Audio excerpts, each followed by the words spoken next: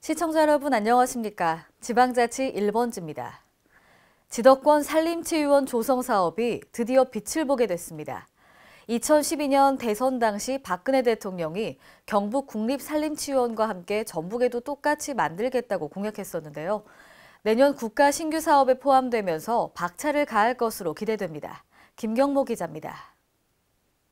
국비 확보난에 걸려 추진이 불투명했던 지덕권 산림치유원이 내년도 국가 신규 사업에 포함돼 빛을 보게 됐습니다.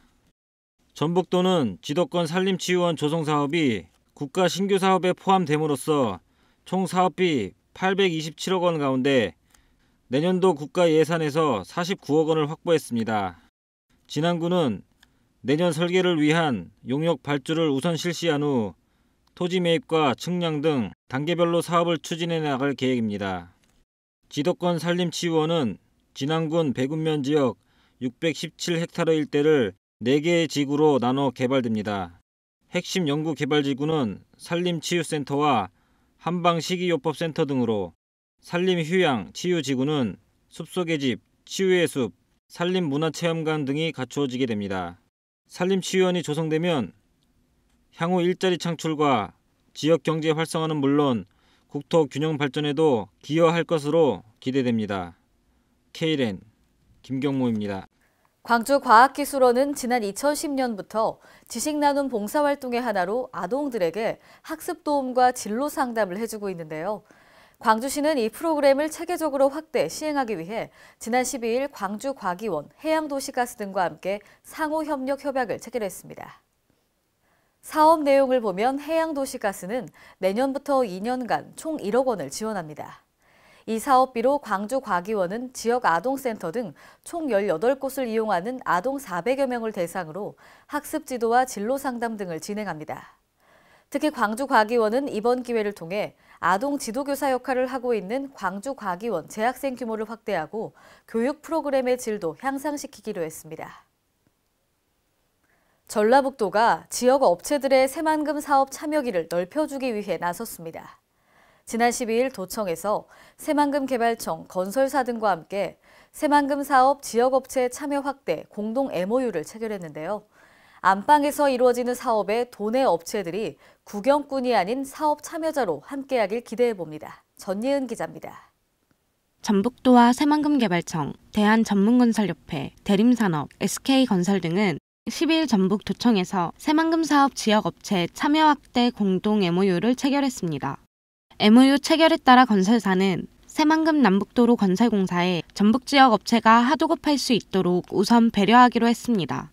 전라북도와 새만금개발청은 지역업체 우선 하도급 선정에 필요한 부분을 적극 지원하기로 했습니다. 또 전문건설협회는 하도급 지역업체가 부실공사 또는 부정한 사례가 발생하지 않도록 관리 지원에 맞습니다. 이번 MOU 대상 사업은 5,440억 원이 투입되는 새만금 남북도로 1단계 사업 구간으로 현재 실시 설계를 완료하고 착공을 눈앞에 두고 있습니다. 송하진 도지사는 2018년 새만금 예산이 정부 SOC 예산 감소에도 불구하고 금년보다 1,796억 원이 증액된 8,947억 원이 반영됐다고 말했습니다. 새로 땅을 만들어 놓고 서서히 SOC가 들어가다 보면 완벽한 땅이 되거든요. K랜 전예은입니다. 경기 창조경제혁신센터에서 지난 12일 2017년 제5회 업창조 오디션이 열렸습니다. 이 오디션은 창의적인 아이디어를 가진 초기 창업자가 전문가들 앞에서 사업 모델을 설명하고 검증받을 수 있는 프로그램인데요. 이날 위키너가 가상투자상을 받았고 핀텔이 심사위원상을 각각 수상했습니다. 가상투자상은 청중들로부터 가장 많은 가상투자금을 받은 참가자에게, 심사위원상은 심사위원들로부터 가장 많은 점수를 받은 참가자에게 수여됐습니다.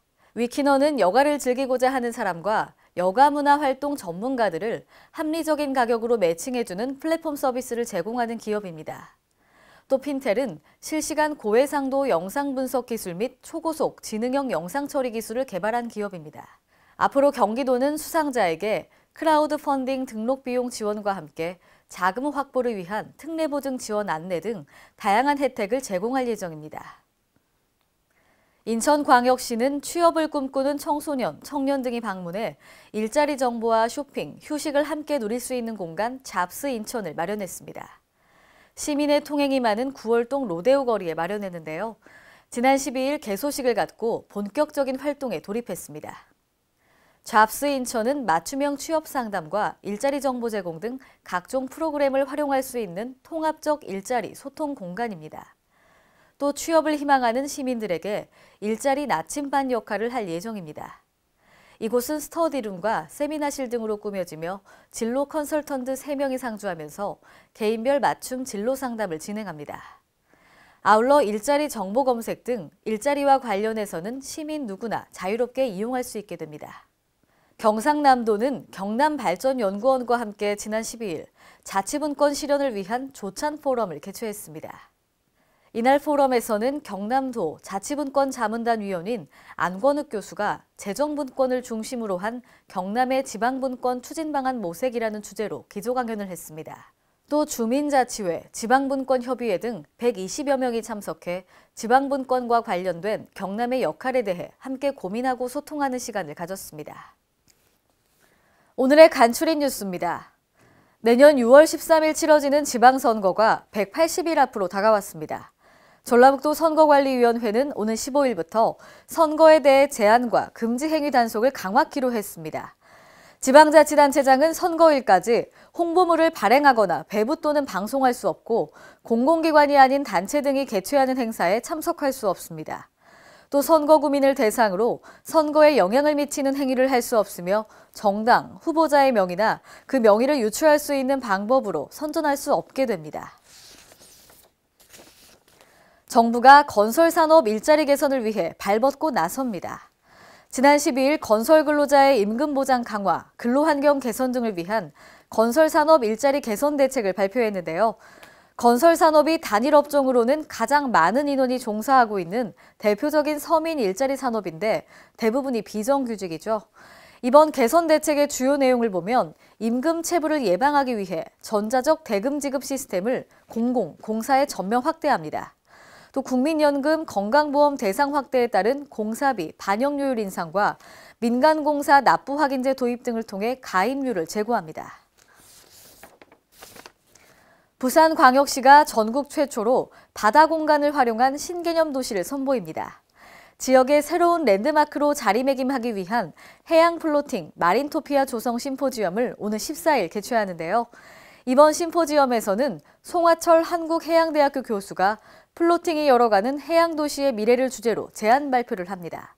임종세 비스텝 전문위원회 해양 플로팅 마린토피아 부산을 설계한다를 주제로 청사진을 제시할 예정이고요. 각계 전문가들이 심도 있는 토론이 진행됩니다.